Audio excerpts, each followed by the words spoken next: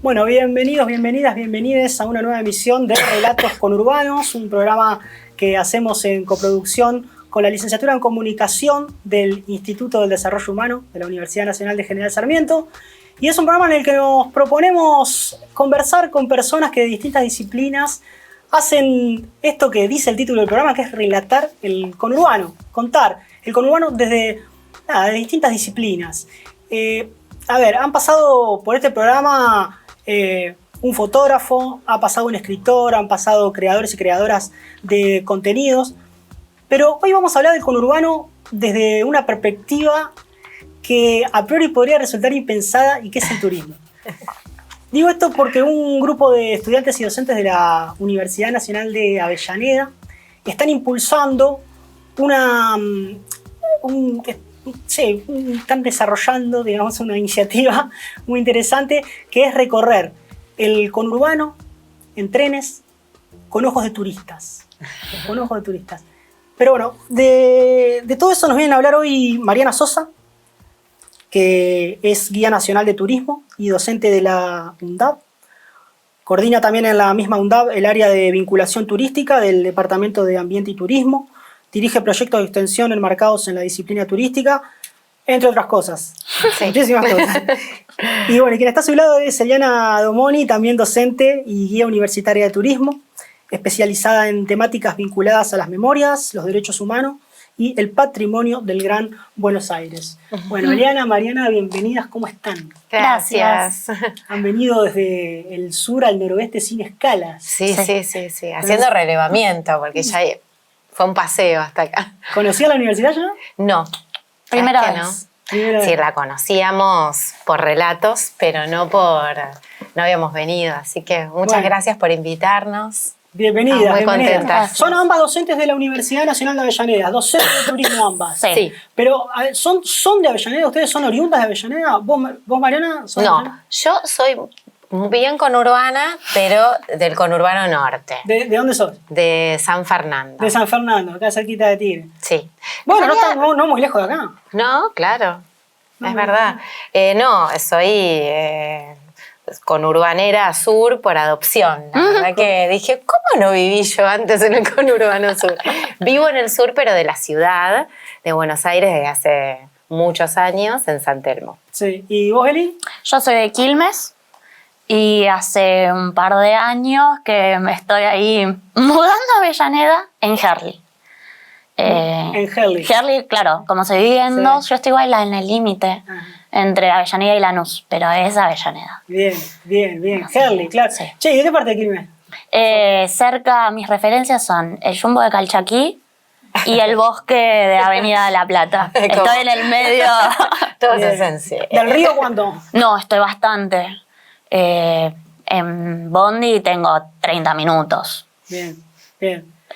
Che, a mí, antes de entrar en tema, que la verdad me parece apasionante el proyecto, ya vamos a hablar un poquito, me interesa conversar un poquito sobre ustedes porque, a ver, dos mujeres del conurbano que se les despierta de pronto una vocación turística. Cuéntenme cada una cómo es. En tu caso, Mariana, a ver cómo fue que aparece la vocación turística. Toma agua si querés, ¿cómo es que aparece la vocación turística en tu caso? ¿Turística en general, decís, o por el conurbano? No, turística en general. Decidirte bueno, dicen los relatos, que son inchequeables, de mi madre, que yo de chica ya quería ser guía de turismo. Yo no me acuerdo, pero ella dice eso. ¿Por qué? ¿Cómo es eso? Que me llevaba a las visitas guiadas, esas cosas que decimos las madres después, ¿no? Los niños no recuerdan. Y bueno, después fue mi primer carrera. Ni bien egresé del secundario, me fui a Morón. Yo vivía en San Fernando y me tocó ir a Morón. Y bueno, esto, ¿no? Que los conurbanos se parecen, pero a la vez no se parecen. Y yo venía de tomarme el tren Mitre y me tuve que subir al Sarmiento en los años 90, 1990, donde todo se caía a pedazos. Y volví a mi casa llorando y dije, no voy más. Yo a ese lugar no voy más. Bueno, resistí, porque fue muy impactante la diferencia en los trenes. Vos fijate que en los trenes ¿qué era lo que te movilizaba? Las estaciones, por ejemplo, me acuerdo que la estación de Morón era tan decadente comparada con las estaciones de tren que yo conocía en el Mitre. Pleno proceso de desindustrialización, desocupación, el neoliberalismo avanzando. Totalmente, solo que en ese momento, como éramos protagonistas de esa época y yo con 18 años no lo entendía. Ahí hice toda mi carrera de turismo y bueno, me fui enganchando. Lo que pasa es que en un momento me peleé con el turismo porque me parecía que estaba alejado de los problemas de las personas, ¿no? Había como un turismo más mercantilista, de alguna manera. Sí, muy atado a su época. Pleno neoliberalismo y el turismo que ya de por sí se explica con la acumulación del capital, por la época en que hace su gran expansión internacional, década del 60, 70, en el mundo, digo, en los 90, en la Argentina en especial, y el turismo era o cobrabas en dólares y te ibas con esos dólares al exterior, o recibir turistas porque les convenía el cambio y recibir turistas en la Argentina y el país que se caía a pedazos. Yo de esto me doy cuenta más hacia fines de los 90 y coincide con que me pongo a estudiar historia y a militar en los derechos humanos. Bueno, un entramado que se terminó configurando en lo que vino luego como proyecto turístico. La verdad que los relatos que arrastramos después se terminan concretando en cuestiones. Y sí, cómo el turismo expresa lo que está pasando, ¿no? Y parecía algo tan ajeno. A mí no me terminaba cerrando eso. Yo veía que existía, por un lado, una existencia muy desigual de todos, y por otro lado parecía que estaba todo bien desde el turismo, ¿no? Sí, esa falsa siempre mostrando algo que... Claro, el crudo crucero, claro. Ese tipo. Entonces me peleé durante mucho tiempo hasta que logré, desde hace 10 años, en la Universidad de Avellaneda, hacer que lo que a mí me interesa para vivir sea mi trabajo. Es decir, mis intereses forman parte de mi trabajo y de lo que enseño. Bueno, qué bueno poder unir todo, la verdad. ¿Y vos, Eli, cómo surge la Eliana guía de turismo? ¿Cuándo se despierta esa vocación? 2012, que fue... yo sabía que quería estudiar algo relacionado a la geografía y la historia. Y estaba muy perdida. Y algo con los viajes. No sabía que había universidades que estaban la carrera de guía. Hasta que con una profe de geografía, Diana Pinto, le teníamos mucho miedo, pero después a fin de año la terminábamos queriendo porque era... Te preguntaba los ríos, sí, pero los fiordos, los ríos. No, y aparte era... Bueno, la semana que viene va a haber lección y era agarrar la lista y hacerte todas las cruces, bueno. Y su hija es guía de turismo. Y hicimos una salida acá por los barrios tradicionales de ciudad y yo estaba... Mis compañeros re en una. Era la única, creo que faltaba el cuadernito ahí anotando. Y yo dije, yo quiero hacer esto. Bueno, y le pregunté dónde había estudiado su hija. Me dijo una universidad privada, la Swiss. Y bueno, yo si bien fui a una escuela privada, dentro de todo económica, yo dije, no quiero hasta que yo consiga un laburo, como que mis viejos me sigan bancando los estudios universitarios. Mi vieja es muy a hablar con todo el mundo, muy sociable. Y una vecina le dejó en el buzón una serie de universidades y entre ellas la UNDAV. Y dijo, bueno, ya fue, vamos a ver qué onda. No conocíamos ni siquiera que estaba... O sea, cuando dijeron Universidad de Avellaneda, automáticamente todos asociamos la UBA, la sede del CBC, que está enfrente a la municipalidad. Bueno, cuando llegamos ahí, dijimos, bueno, dentro de todo es accesible. ¿Le gustó? Y me dijeron, sí, pero mira que no cursás acá, que es en sede España, sino que cursás en Piñeiro. Piñeiro, ¿qué? ¿Dónde es Piñeiro? No, te tomás acá el 570. Uy, cuando llegué... empezabas a conocer el conurbano. Sí. Poquito, ya te empezó. Y sobre todo eso de... mi vida siempre se desarrolló en el barrio. La escuela a 2 cuadras, el club a 7.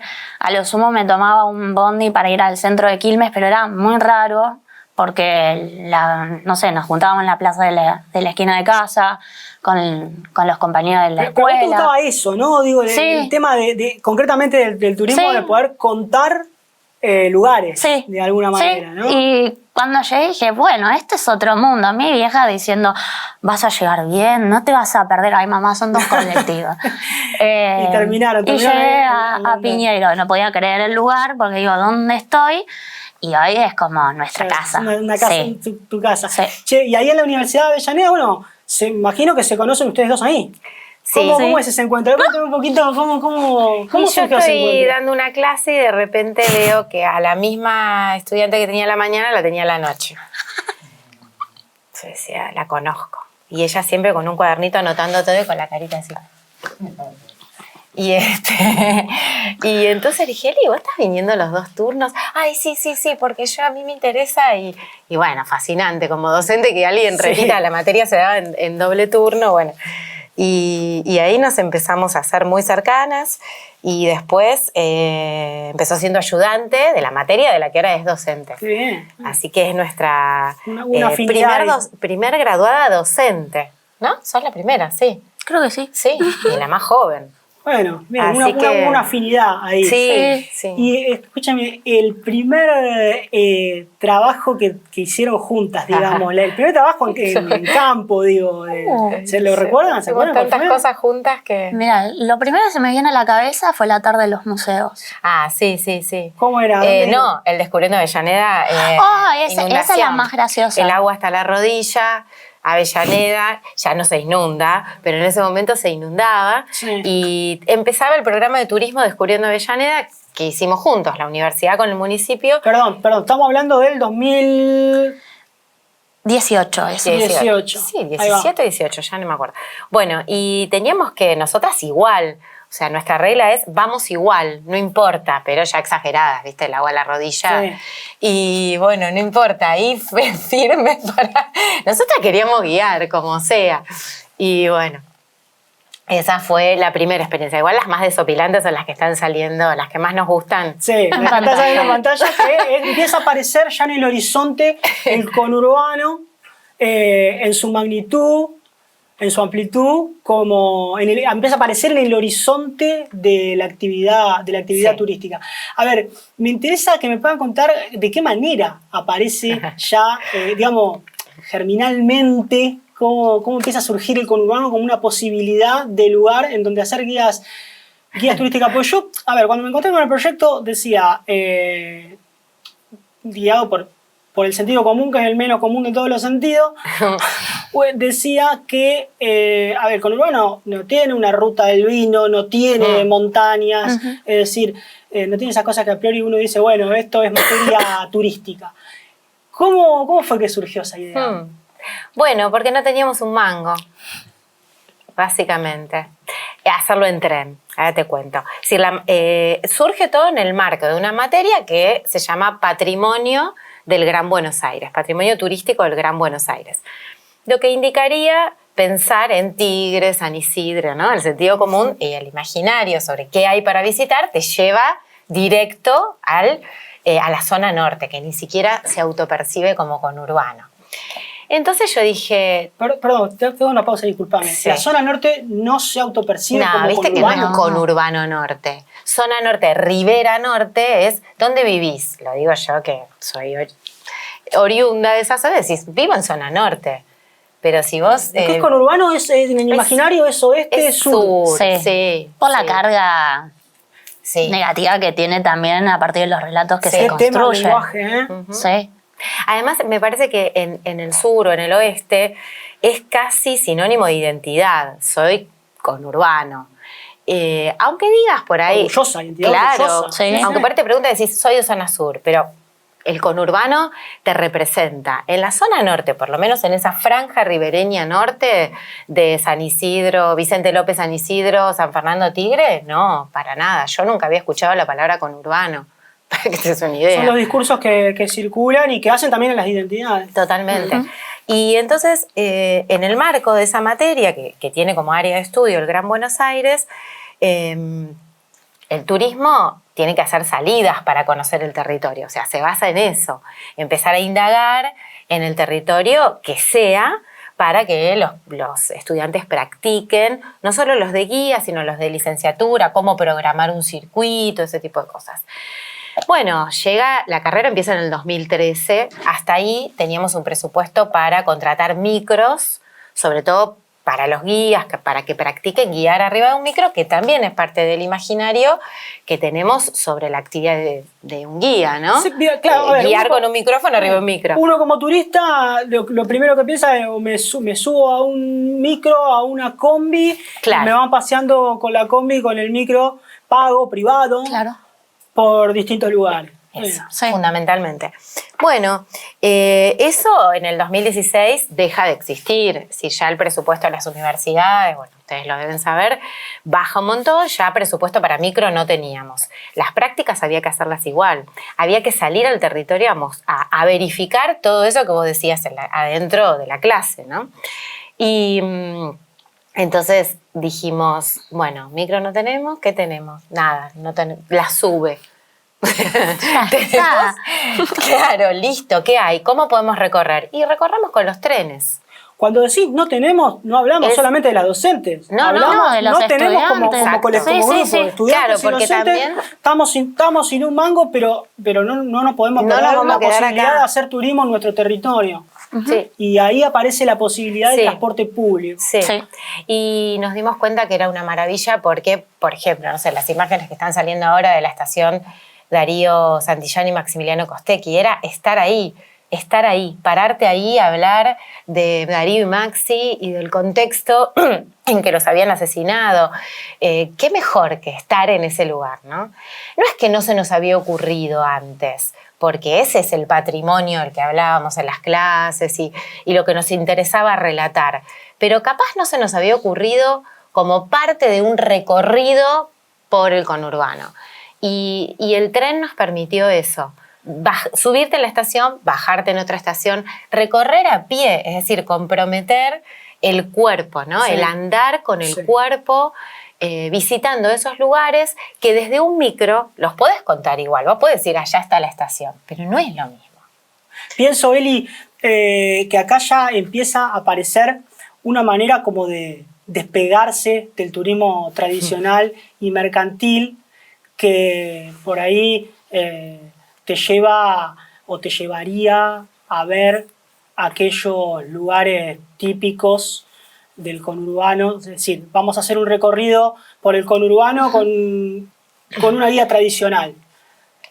Los temas que empiezan a aparecer en un recorrido así son la iglesia del centro cívico, Sí, sí. las casitas que se hicieron alrededor de, no sé, los barrios ingleses que se hicieron alrededor de las vías. Bueno, ustedes ya se empiezan a despegar ahí del turismo más tradicional y empiezan a posar su mirada sobre lugares donde hubieron luchas populares, digamos, como rescatando una suerte de memoria. Ya ahí noto que, mira, hay un concepto que yo leí en alguna nota de ustedes de mapas en tensión. Ya empiezan con el turismo que ustedes proponen del conurbano, Sí, claro. a disputar simbólicamente los relatos que circulan en el conurbano, ¿no? ¿Cómo es eso? Mira, para mí también como estudiante fue un re desafío cuando la cursé la materia, porque era como, nos dijo Marian, vamos a hacer turismo en tu barrio. No hay nada en mi barrio. Y empezar a cambiar la mirada, ¿no? O sea, no es tan importante qué miramos, sino cómo estamos mirando aquello que miramos. Empezar a poder desarmar esos andamiajes conceptuales que vienen arrastrando ideas, imaginarios desde hace siglos, que ponen en situación de, bueno, esto es turístico, esto no, esto entra en un recorrido tradicional, aparte ya lo tradicional, ¿para quién es lo tradicional? En todas los barrios, las ciudades que hacen al conurbano hay una historia por contar y bueno, un poco lo que hacemos es recoger eso que está ahí, a veces muy visible, y que se nos pasa por delante, porque es como, está tan naturalizado que ya casi que ni lo vemos.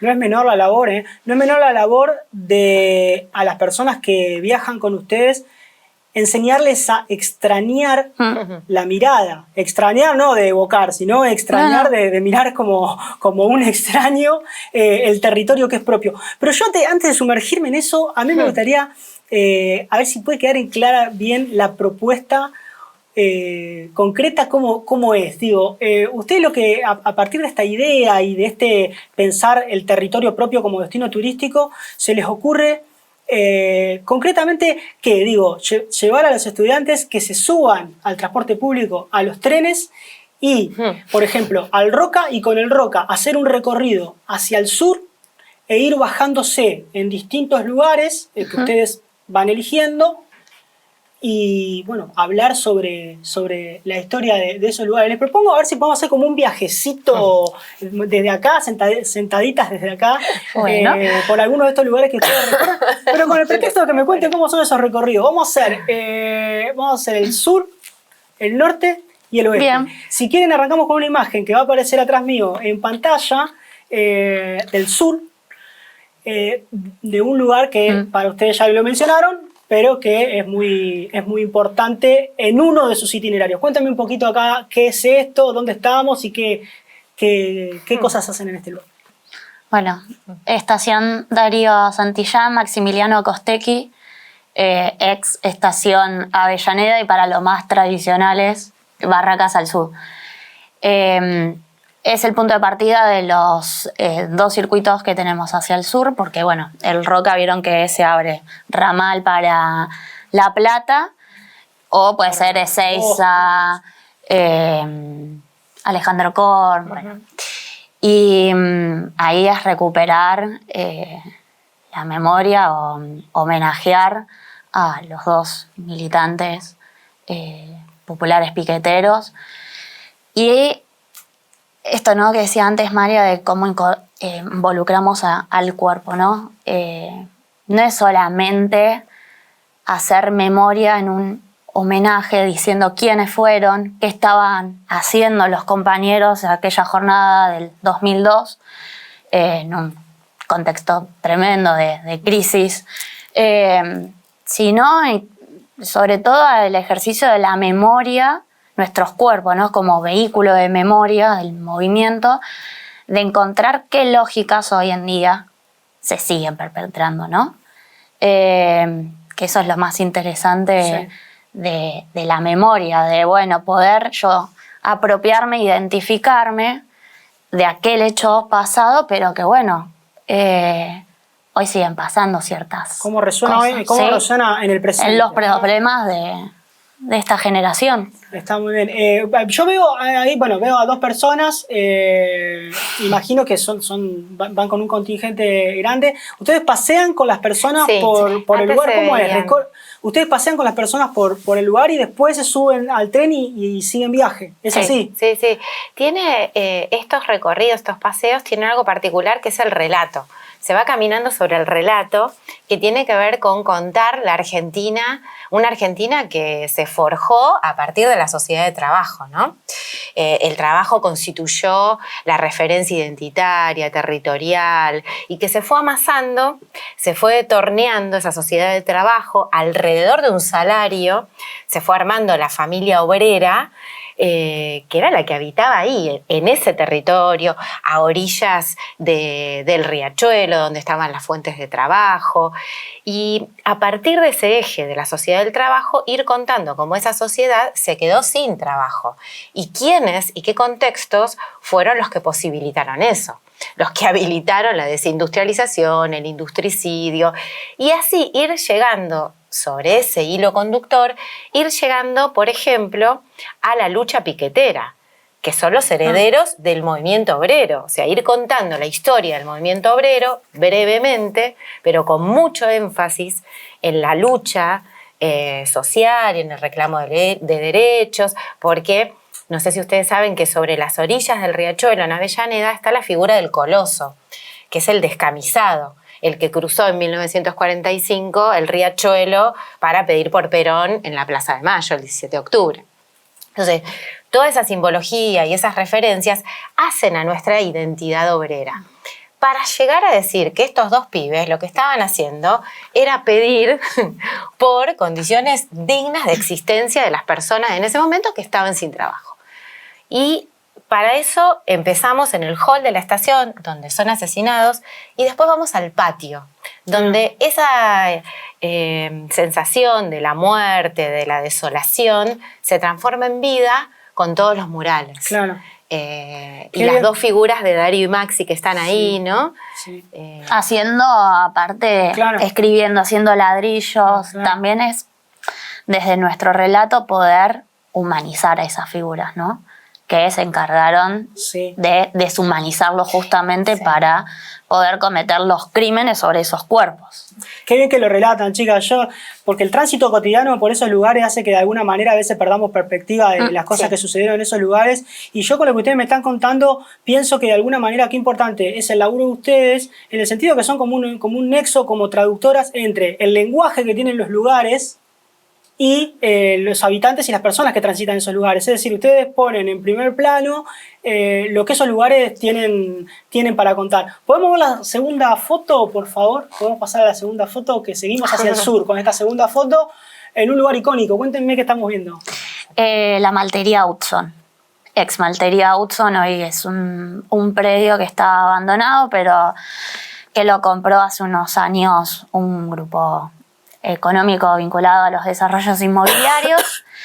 Y bueno, sobre... Perdón, ahí se hacía la cerveza. Sí, exactamente. Se hacía ahí. Sí, o sea, formaba parte del circuito porque dentro de ese eje sociedad de trabajo, bueno, se van desprendiendo algunas particularidades. ¿Cuántos ¿no? trabajadores más o menos tenía? Uy, un montón. ¿Más de cuántos? Más de... Bueno, Más de no recuerdo. 7.000 ¿Sabes por qué no lo recuerdo? Lo pregunto porque Sí. imagino que contarán. Pero te cuento por qué no lo recuerdo, por qué no lo recordamos. Porque otra particularidad de estos viajes es que si encontramos gente oriunda del lugar que ha hecho alguna investigación o que trabajó, por ejemplo, en la maltería como cualquier otra fábrica, la invitamos a que se sume, porque qué mejor la voz en primera persona de alguien. Y justamente acá tenemos un compañero que escribió un libro sobre la maltería porque su abuelo trabajó ahí. Entonces siempre lo cuenta él, eso. Yo me quiero imaginar un poquito. Yo estoy en viaje con ustedes. Soy uno de los turistas, ¿está bien dicho? Sí. Soy uno de los turistas.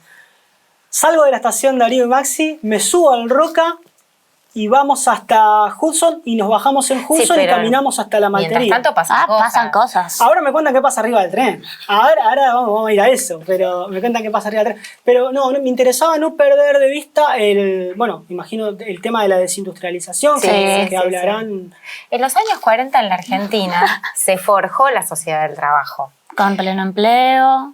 Sí. Bueno, esto que decía Marian, de una familia se articulaba alrededor de un salario y que generaba, bueno, acá se ve aparte también en esas zonas del conurbano sur, del arraigo territorial, la identidad. Los barrios de las empresas, los barrios de las fábricas, exacto. ¿no? Ahí alrededor de la maltería hay todo un barrio que tiene que ver con, que se fundó junto con la maltería. Y en Quilmes también, no sé si conocerán Villa Argentina, que es un barrio hermoso, Ustedes van ahí también. Claro, ahí claro. Para Villa Argentina es Quilmes. digamos, pero es un barrio que está ahí cerquita de la maltería. Sí, es donde vivían los antiguos. Exacto. Y eso, bueno, esa es la parte que Eli siempre va contando, ¿no? De cómo era la industrialización previa a la década del 40 Exacto. y 30, del paternalismo industrial, pero bueno, para ver una Argentina que fue esto, ¿no? Que pudo sostener estas fábricas y cómo alrededor de eso se armó. Nos interesa mucho ese punto, ¿no? Decir, bueno, hubo una sociedad de trabajo, una sociedad de pleno empleo. ¿Y qué significa esto? Porque ya volvemos a la década del 40 y 50, en la Argentina hasta se pensó en la gestión del ocio, ¿no? A través de políticas el paquete de derechos de formación, hábitat, salud, turismo y esto, ¿no? De la gestión del ocio. Es muy lejano por ahí para pensarlo en la actualidad, ¿no? Como que hubo un país que se ocupó de gestionar todo eso.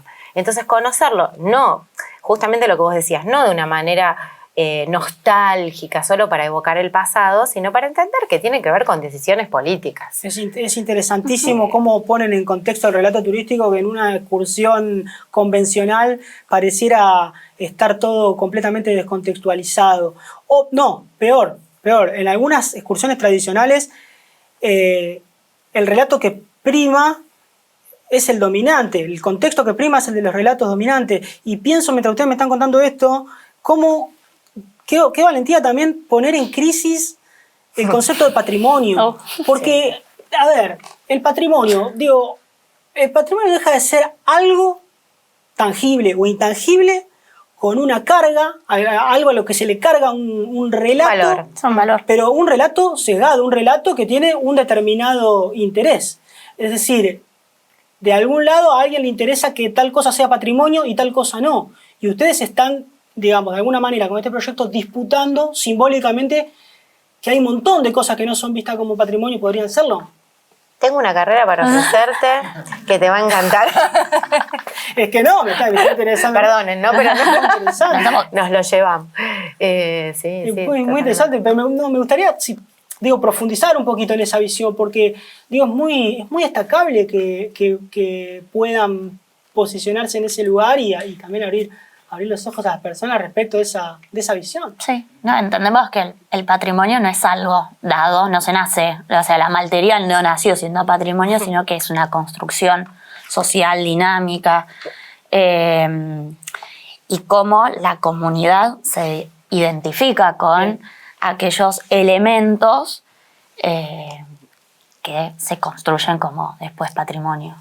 Qué bueno. Vamos a pasar ahora, nos han contado un poquito el viaje al sur como es, algunas de las paraditas que hacen hacia el sur. ¿Cuánto dura más o menos una todo excursión? Todo el día. ¿Está bien dicho excursión? Sí, claro. Okay. Sí. Full day. Dura todo el día porque, trasladarte también en tren tiene eso, ¿no? Que tenés que ir a algún lugar. El caso de la maltería está a pocas cuadras de la estación Hudson, pero... Claro, Quilmes. Claro, en algunos... la cervecería de la estación y tenés un par de cuadras, más las cuadras que haces de la cervecería hasta el barrio Villa Argentina. Pero eso también desarma el concepto de qué hace un turista, ¿no?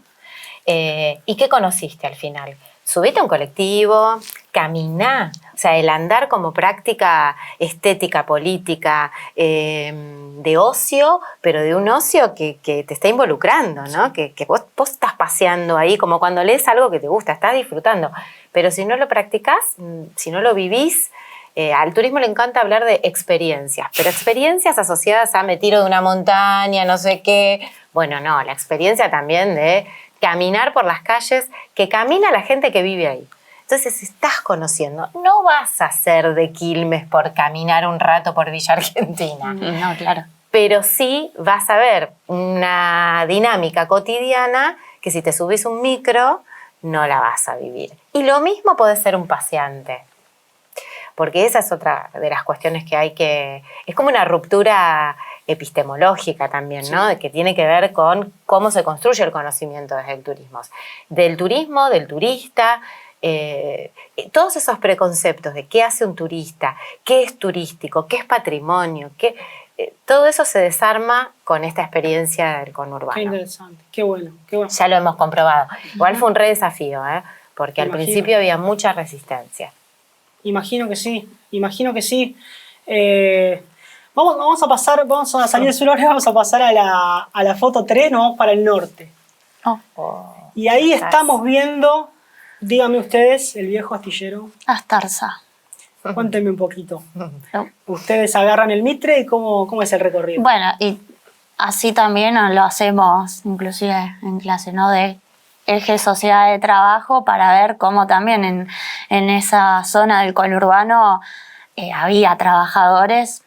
Piensen que es la costa del río y donde hay un río, hay puertos, hay fábricas. Donde hay fábricas, hay obreros y hay organización.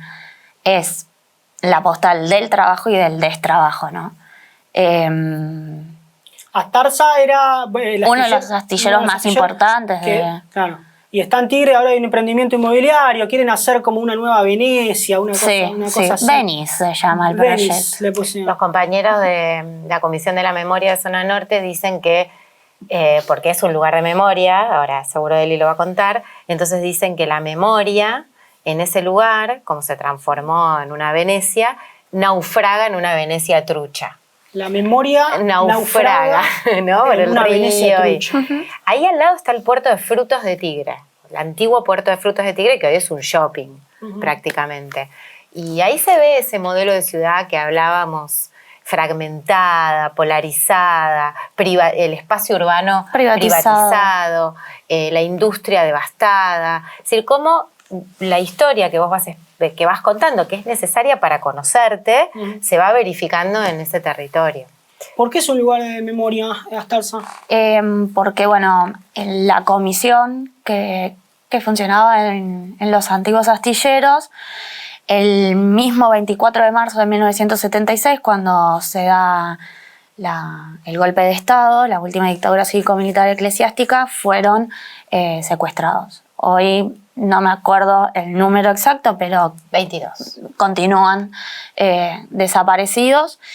Y hay todo un trabajo, obviamente, de las organizaciones territoriales, la Comisión de Zona Norte por la Memoria, la Verdad y la Justicia, que cada previa del 24 se realiza un peregrinaje en conmemoración a los compañeros y compañeras detenidos desaparecidos durante la última dictadura, que van desde Canal San Fernando hasta donde funcionaban los astilleros. Se hace una intervención con los cascos amarillos y hasta antes de la construcción de ese emprendimiento inmobiliario había una placa que recordaba en dónde era que se reunía la comisión para, bueno, justamente hablar, debatir de los problemas que había que solucionar de los trabajadores, porque era laborar en un astillero. Los astilleros y los frigoríficos eran los lugares, aparte, más fuertes en ese contexto de la Argentina industrial, bueno. Así Qué interesante poder recorrer con ustedes, ir a estos lugares y poder recorrerlo con ustedes y con el relato de ustedes. Todo esto saliendo desde Retiro, Ferrocarril Mitre. Tenemos dos formas de hacerlo eso. Sí. O sea, siempre desde Retiro, pero una que es hasta el tren, cuando el tren vuelva a salir de Retiro, porque por ahora habría que repensarlo, pero bueno. Supongamos que salimos de Retiro, una es ir hasta Maipú y tomar el tren de la costa, bajarnos en la estación del tren de la costa, Canal San Fernando, que era la estación donde bajaban los obreros de Astarza, hasta que funcionó el tren, que también fue hasta fines de los 60, principios de los 70, el tren de la costa. Bueno, hoy tren de la costa, ¿no? Era el tren del Bajo. Sí.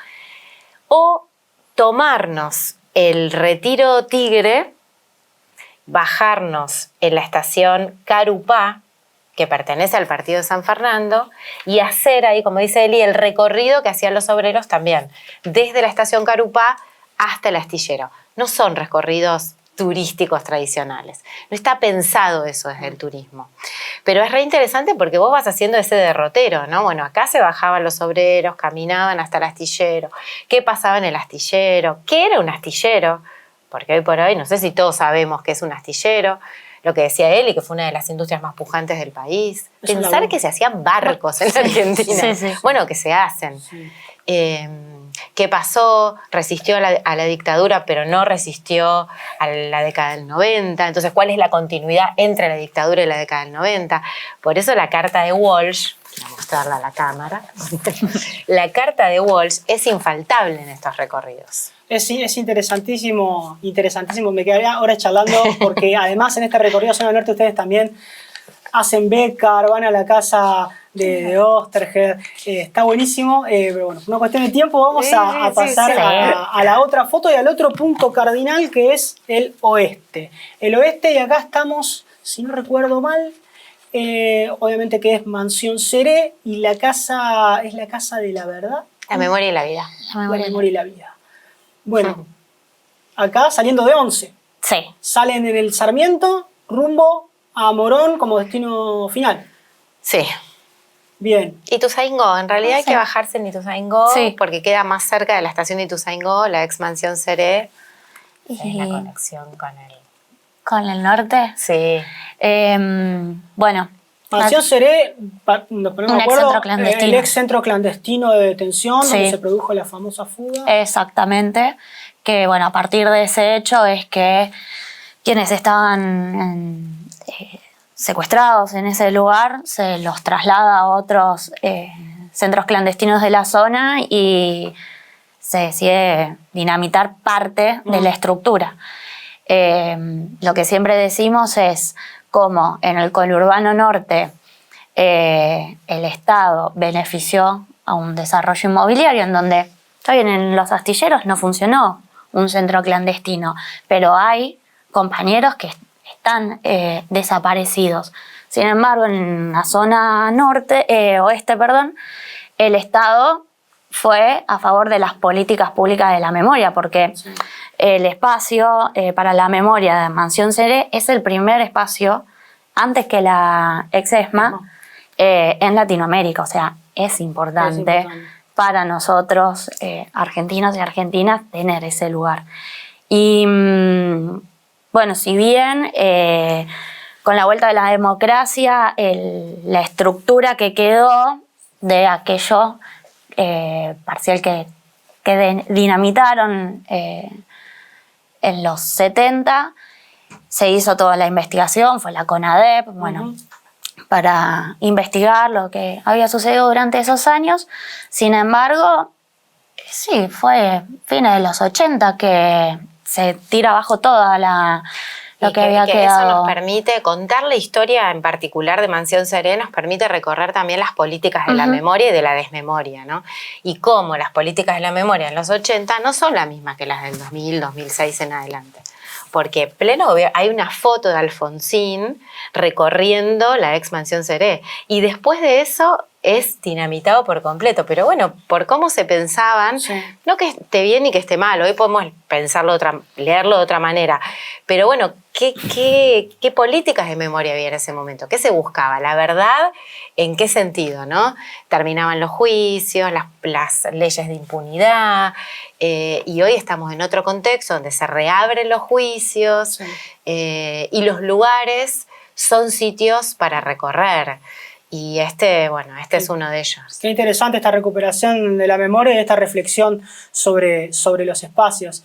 La verdad que está muy, muy bien pensado el viaje. Sí. Yo, la verdad, estaba interesado en saber cómo arman estos viajes ustedes, y me imagino que deben dejar un montón de cosas afuera también y que no debe ser nada fácil dejar cosas afuera cuando los piensan.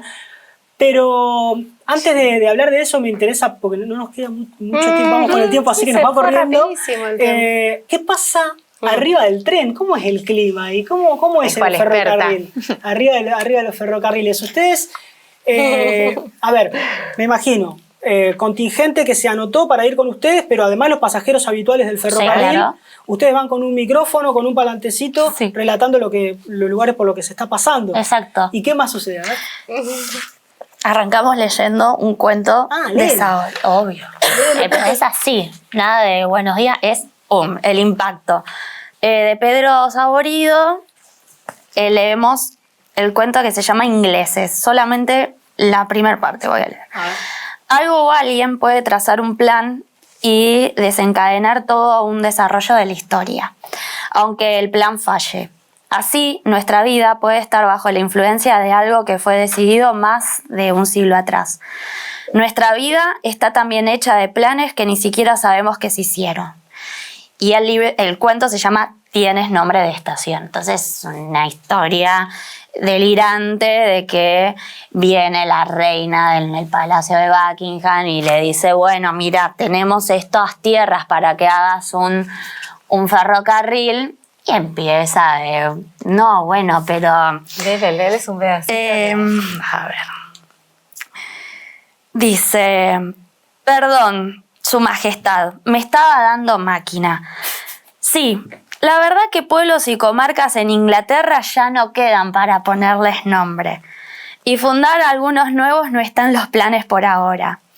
Inglaterra está completa, pero tenemos la Argentina, que es copada.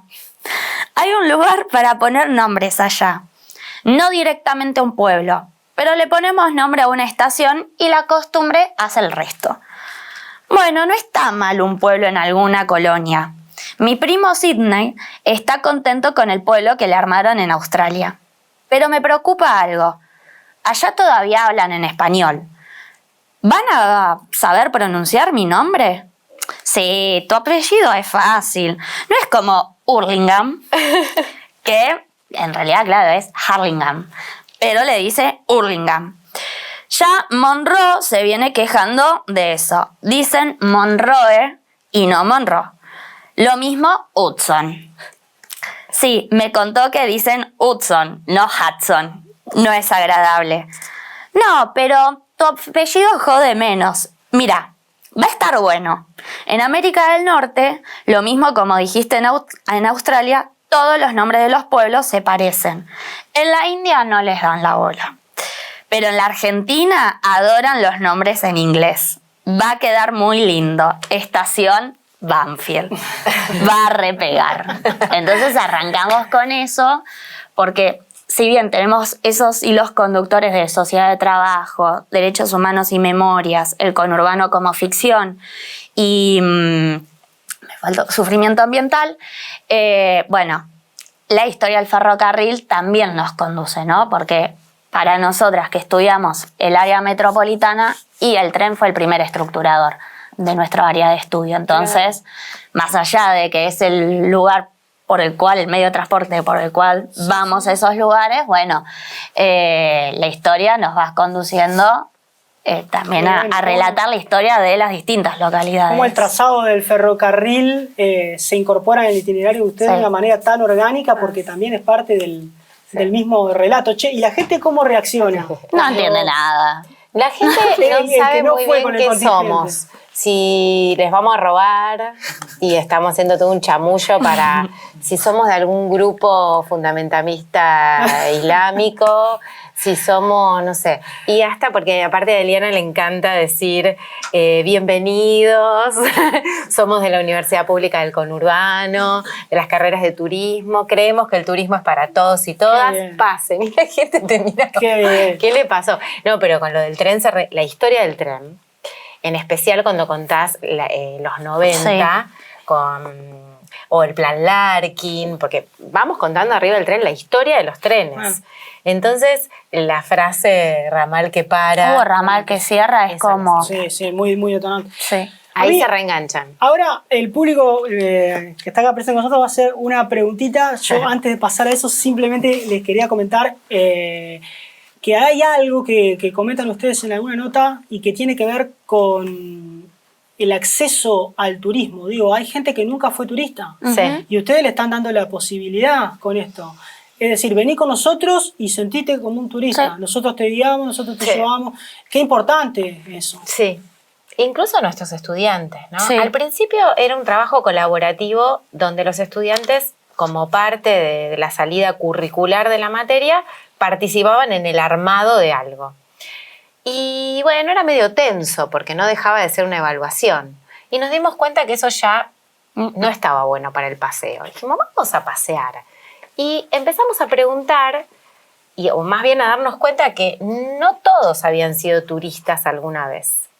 Que también eso lo damos por sentado, ¿no? Y entonces dijimos, bueno, esta vez vamos a ser sus guías nosotras, a nuestros estudiantes primero.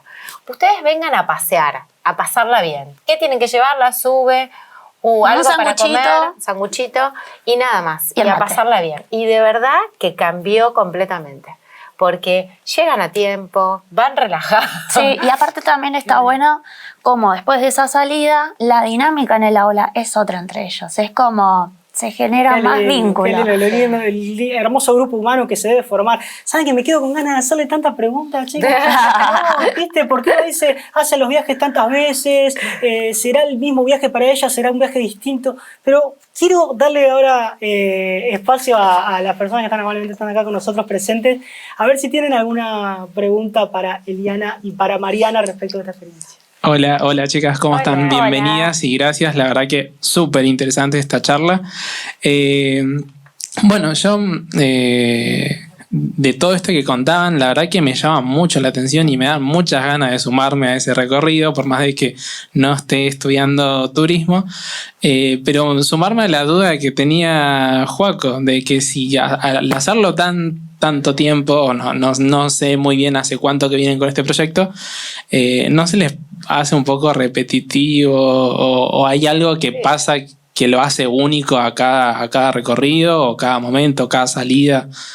Calculo que sí, no sé cómo Sí. es esa experiencia. Lo que lo hace único son las personas, porque por más que hagamos, no sé, nunca en el mismo año hacemos el mismo circuito, vamos rotando, pero siempre le encontrás como una vuelta de rosca por la gente que va. El grupo es diferente, entonces hay otras miradas sobre ese mismo espacio. Y el problema es tener una compañera como Eliana, que vos le decís, escúchame, a mí se me ocurrió, ¿viste los agarramanos del tren? Bueno, dar una vuelta con eso, subirme, y ella te va a decir, dale, y después nos tiramos de ese tren a otro. Entonces, nunca es repetitivo, porque cuando vos tenés un equipo de trabajo que te sigue y se le ocurre una idea más creativa todavía. Primero, es un proyecto que da para crear, ¿viste? Porque como es en el espacio público, es in situ y todo el tiempo se atraviesan no solo la realidad de tus estudiantes, sino de la gente que va viajando. Te pasan cosas desopilantes. Por ejemplo, nos han dicho en el tren... ¿Alguna que nos puedan contar? Sí, la señora antihumanidad. Eso. Una vez antihumanidad, le dije, nosotros la bautizamos así. Estábamos en la estación de Aeromax y hablando de todo lo que había pasado. Por supuesto, sin el golpe bajo, ¿no? No hace falta. Que eso tiene que ver con cómo es el relato, qué contás, ¿no? Y pasa una señora y dice, yo les quiero decir que yo no es que estoy de acuerdo con que los hayan matado, pero habían dejado todo sucio. Y ¿viste? Decís... No entendiste Ella solo nada. escuchó que estábamos hablando de Darío y de Maxi. Entonces, bueno, ese fue un momento difícil y le dijimos, bueno, señora, este es un circuito de derechos humanos. Discúlpenos, si quiere nos acompaña, pero estamos diciendo exactamente lo contrario de lo que usted está diciendo. Chao, nos fuimos. Es así como difícil, pero bueno, pero es lo que sucede en términos pedagógicos, es buenísimo porque ves a qué te puedes enfrentar, porque la gente pasa, se mete, así como una vez nos pasó que nos dijeron, yo lo conocía a Darío, y una señora se reemocionó por lo que estábamos contando, o gente, compañeros del Frente Santillán que están ahí en la estación, que se acercan y te dicen, es la primera vez que escucho que hablan así de nosotros. No, qué maravilloso. Sí. Y los guardas que no nos dejan a veces guiar, dijo que no se puede. La Argentina del silencio muchas veces sí permanece, y una vez... no nos pasó a nosotras, pero sí a otras compañeras, les dijeron, bueno, hablen sin micrófono. Por ejemplo, no pueden hablar arriba del tren. Bueno, pero no pueden hablar con micrófono. ¿Viste? Como que ya no sabían qué decir. Y bueno, y siguió sin micrófono. Se escuchaba casi nada, ¿no? Pero, porque claro, es tan inesperado lo que sucede que no saben qué hacer. Sí. Pero bueno, ahora estamos haciendo ahí un acuerdo con trenes. Y dentro del acuerdo está el de ir incorporando esto, como incluso un servicio que ofrece Trenes Argentinas, ¿no? Sí. Buenísimo, gracias. ¿Hay alguna preguntita más?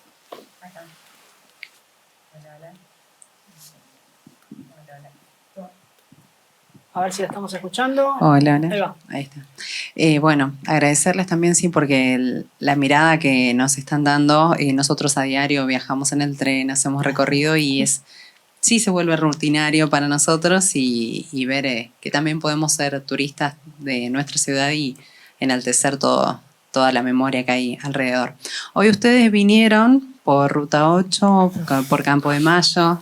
¿Qué recorrido se les vino por ahí o plantearon ya para poder llegar a hacer? ¿Cómo se imaginan ese recorrido?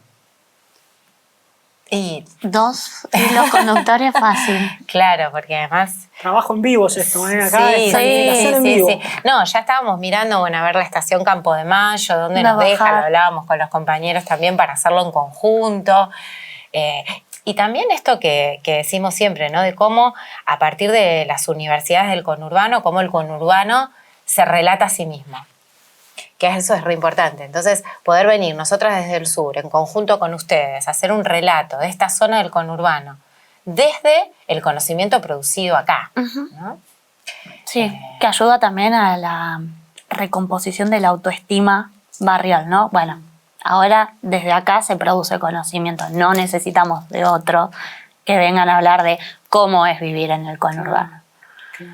Nosotras todo el tiempo hacemos relevamiento de, te diría, las mismas calles.